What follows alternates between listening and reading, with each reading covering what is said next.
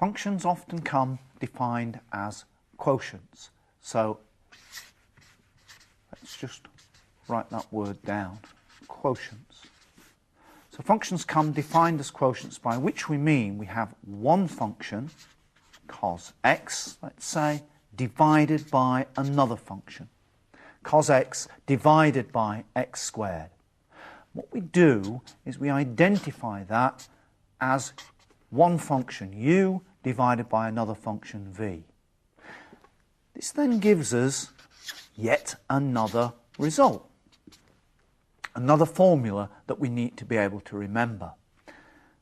This one goes v du by dx minus u dv by dx, all over v squared. Now, it looks a very complicated formula, but it's not really. You just have to remember the minus sign. And I must say, the way that I always remember it is, if anything's going to go wrong with anything, it's going to be what's in the denominator. So when we do the derivative, we're going to have a minus sign. Let's have a look how this formula is going to work with this particular example.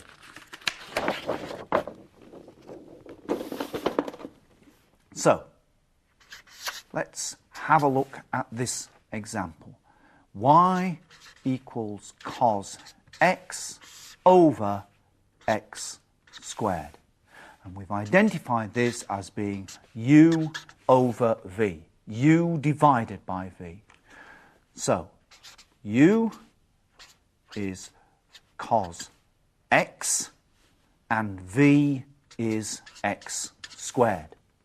We can write down their derivatives. Du by dx is minus sine x, and dv by dx is 2x. Quote the formula. Dy by dx is v du by dx minus u dv by dx, all over v squared. Again, we're quoting the formula every time, because that way we get to remember it, we get to know it. Equals. And now we can plug in the various bits that we've got. So v will be x squared times by du by dx. So that's times by minus sine x minus, because of the minus that there is in the formula, and then we want u, which is cos x, times by, and we want dv by dx, which is 2x. And then all over v squared. And in this case, v is x squared, so that's x squared all squared. Now, again, this doesn't look very nice. It needs tidying up. We need to gather things together. So, if I turn over the page and write this expression again at the top of the page.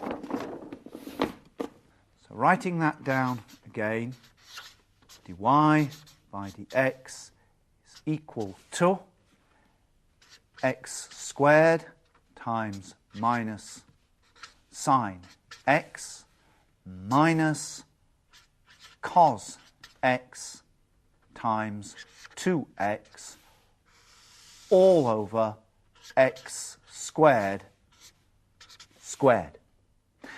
Okay, we need to simplify this. Look again for the common factor.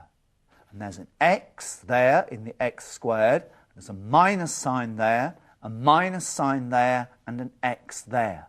So from each term we can take out the minus sign and the x. And on top, that will leave us with x sine x plus, and it must be a plus now because we've taken the minus sign out, plus, and here we've got 2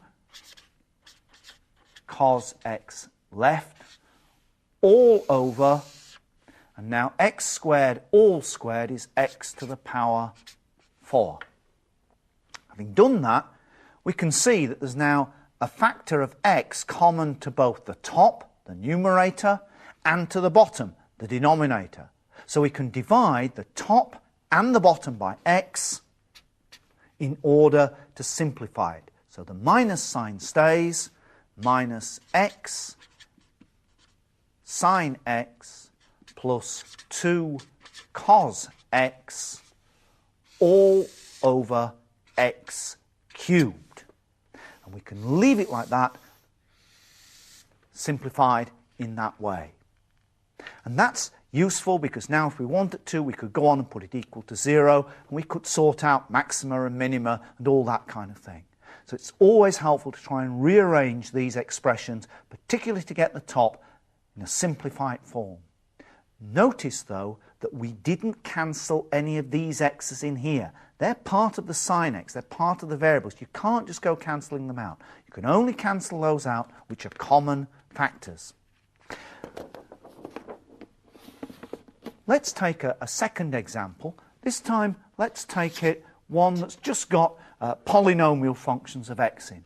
So we've got x squared plus 6 all over 2x minus 7.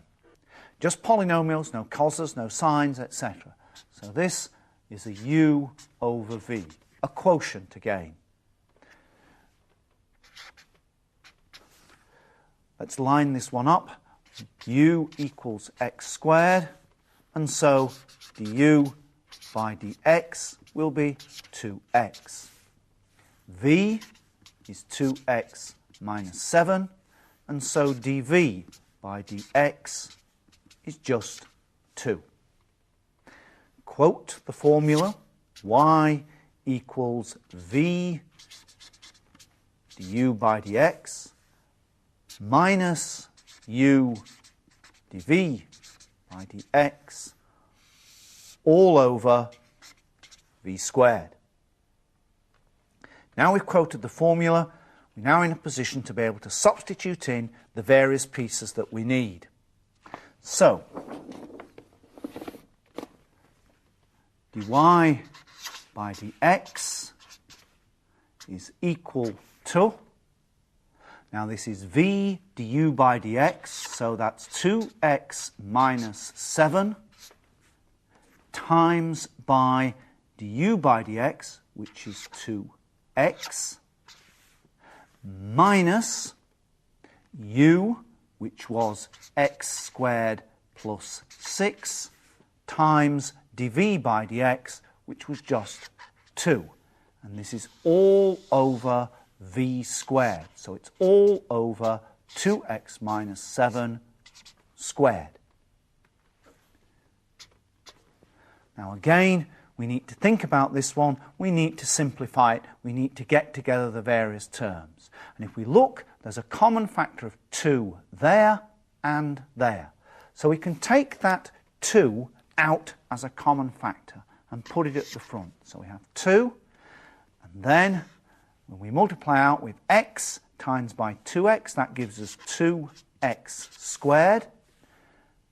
X times by 7 gives us minus 7x. Then we have minus this, so that's minus x squared minus 6. Close the bracket, all over 2x minus 7 all squared. Keep the 2 outside, and let's simplify the terms inside. X squared minus 7x minus 6 all over 2x minus 7 all squared. And that's now in a form, if we need to go on and do something else with it, we can do. The third example that I'd like to do with you is one where we're going to use this result in order to help us establish something new. Now we're going to use this result to help us prove another result. So let's begin with y equals tan x. It's a standard function, so we want to be able to differentiate it in a standard way. We want a result we can use and just keep on using it. So we've got to begin with the definition of tan x. And tan x is defined as being sine x over cos x. And of course that's now a quotient, isn't it? That's now u over v. And because we've been able to identify the u over v, then we can have u equals sine x, and so du by dx will be cos x. We've got v equals cos x, and so dv by dx will be minus sine x. Lots of coses and sines about, so we need to be very, very careful when we do the substitution. Let's quote the formula. Dy by dx is v du by dx minus u dv by dx all over v squared. Now we're going to make this substitution. So let's just work our way through that. Dy by dx will be, now it's v du by dx. So v was cos x, u was sine x, so its derivative is cos x. Minus, from the formula, u dv by dx. Now u was sine x, and dv by dx, well, v was cos x, so dv by dx is minus sine x. All over v squared, and v was cos x, so that's all over cos squared x. We now need to simplify the top, so we have cos x times by cos x, so that's cos squared x. We have a minus and a minus sign, so that's going to give us a plus. And we've sine x times by sine x, so we've sine squared x. All over cos squared x equals. Now this is a standard result, well-known result. Cos squared plus sine squared is always equal to 1. Cos squared x plus sine squared x is 1. So that's 1 over cos squared x. And of course, we have another way of writing 1 over cos squared.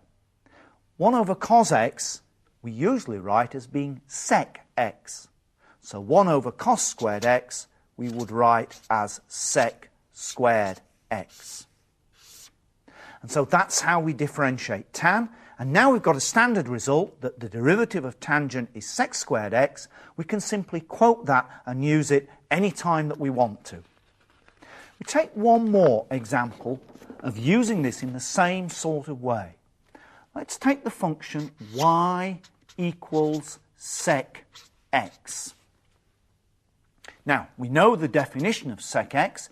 It's 1 over cos x. One of the ways of doing this now is to realise that this is a quotient. It's a u over v. Having identified those, we can say u equals 1, and so du by dx will be equal to, now 1 is just a constant. So remember, a constant is about rate of a derivative is about rate of change. So if we differentiate something which is constant, its rate of change must be 0. V is cos x, and so dv by dx will be minus sine x. And again, our formula is dy by dx is equal to v du by dx minus u dv by dx all over v squared. So we're going to make the substitution now. This is going to change things slightly. If du by dx is 0, when we start multiplying by 0, some odd things may happen. So, dy by dx is v du by dx. Now remember, v was cos x. Times du by dx, that was 0 because u was 1. Minus u, that's 1, times by dv by dx. Now remember, v was cos x, and so its derivative is minus sin x. And then all over v squared, which is cos squared x. So what we've got, cos x times by 0 is 0. Anything times by 0 is 0. And a minus minus gives us a plus, and so we've got sin x over cos squared x. Looks like it might be something else.